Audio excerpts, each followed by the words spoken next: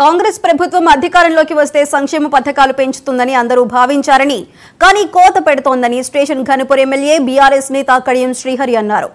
Congress party ప్రజలను మభ్యపెట్టి గెలిచిందని విమర్శించారు. ఇందిరమ్మ రాజ్యంలో బ్రహ్మాండమైన సంక్షేమం ఉంటుందని కాంగ్రెస్ నేతలు చెప్పారని కానీ అలా జరగటం లేదన్నారు. గత ప్రభుత్వం ఇచ్చిన సంక్షేమ పథకాలను కాంగ్రెస్ రద్దు చేసే ఆలోచన చేస్తోందని ఆరోపించారు. ఇప్పటికే గత బీఆర్ఎస్ ప్రభుత్వం తీసుకువచ్చిన గృహలక్ష్మి పథకాన్ని కాంగ్రెస్ రద్దు చేసిందన్నారు. రైతు బంధు ఇవ్వటంలో నిర్లక్ష్యం కనిపిస్తోందని, రైతు భరోసా కింద 15,000 రూపాయలను ఇస్తామని చెప్పి ఇవ్వలేదన్నారు కడియం శ్రీహరి. మాట్లాడుతున్న విషయాలు పత్రికలలో వారు చెప్పిన విషయాలు లేదా బహిరంగ సభలలో కానీ ఇతర సమీక్ష సమావేశాలలో కానీ వారు మాట్లాడుతున్న విషయాలు చూస్తూ ఉంటే వారికి సరైన బ్రీఫింగ్ ఉండడం లేదా వారికి అవగాహన లేకుండా మాట్లాడుతున్నారా అర్థం కావడం లేదు. అనేక విషయాలపైన ఒక ప్రకటన ఇస్తున్నారు. ప్రకటన ఇచ్చిన తర్వాత ఒక 2-3 రోజులకు మళ్ళీ దానిపైన సవరణ ఇచ్చే ప్రయత్నం చేస్తున్నారు. ఫార్మాసిటీని రద్దు చేస్తున్నామని ప్రకటించారు. దానితో భూముల ధరలు ఆ ఫార్మాసిటీ చుట్టూ ఉన్న భూముల ధరలన్నీ గణనీయంగా పడిపోయినాయి. మళ్ళీ ఏ రకమైన ఒత్తిడి వచ్చిందో తెలియదు కానీ ఫార్మాసిటీని రద్దు చేయడం లేదని చెప్పారు. మెట్రో రైల్ అలైన్మెంట్ మార్చుతున్నామని చెప్పారు.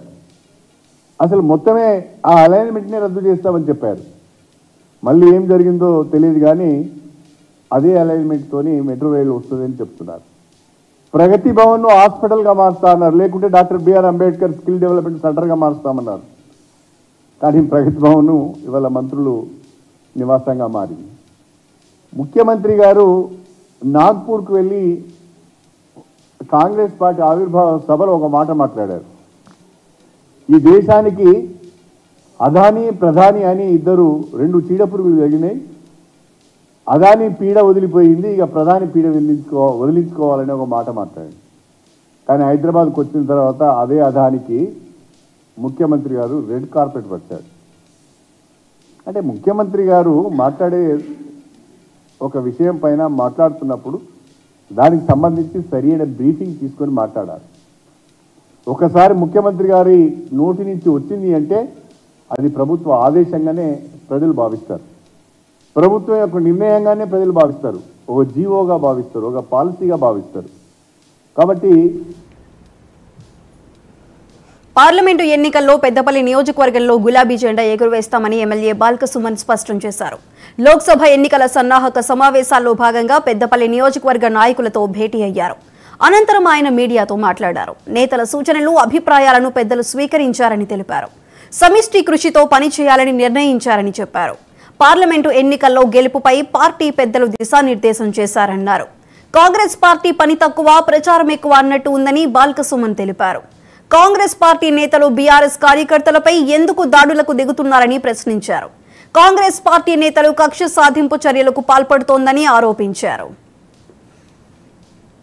వర్గంపై గులాబీ జెండా ఎగురవేయడానికి మేము మళ్ళీ పార్లమెంట్ ఎన్నికల్లో ఆ నియోజకవర్గంలో గెలవడానికి ఏమేమి చర్యలు తీసుకోవాలనే అన్ని విషయాలను కూడా సాధారణంగా చర్చించడం జరిగింది.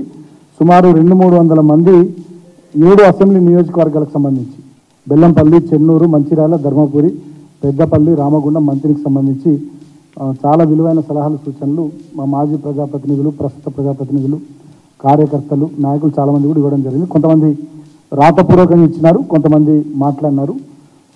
ఆ విషయాలన్నింటినీ కూడా నోట్ చేసుకొని పెద్దలు పార్టీ అధ్యక్షులు కేసీఆర్ గారి దృష్టికి కూడా తీసుకొని పోతాం. ఇప్పటికే గడిచిన 3 రోజులుగా ఆదిలాబాద్ కానీ, చేవెళ్ళ కానీ, అదేవిధంగా కరీంనగర్ కానీ ఈ 3 పార్లమెంట్ నియోజకవర్గాలకు సంబంధించిన సమీక్షా సమావేశాలు జరిగినాయి. సో వాటి లోపల వచ్చినటువంటి ఫీడ్బ్యాక్ను కూడా నివేదిక రూపంలో పెద్దలు కేసీఆర్ గారికి ఇస్తే ఇప్పటికీ ఆదిలాబాద్ పార్లమెంట్ నియోజకవర్గం వారు చూస్తున్నారు. కొంతమంది స్వయంగా వారు ఫోన్ చేసి కూడా మాట్లాడడం జరిగింది. సో ఇవాళది కూడా పెద్దపల్లి పార్లమెంట్ నియోజకవర్గం కూడా కేసీఆర్ గారికి ఇవ్వడం జరుగుద్ది. సో చాలా విలువైన సలహాలు, సూచనలు వచ్చినాయి. గతంలో 2014లో కానీ 2019లో కానీ 2 సందర్భాల్లో మంచి మెజార్టీతో పెద్దపల్లి పార్లమెంట్ నియోజకవర్గంలో బీఆర్ఎస్ పార్టీ గెలిచింది.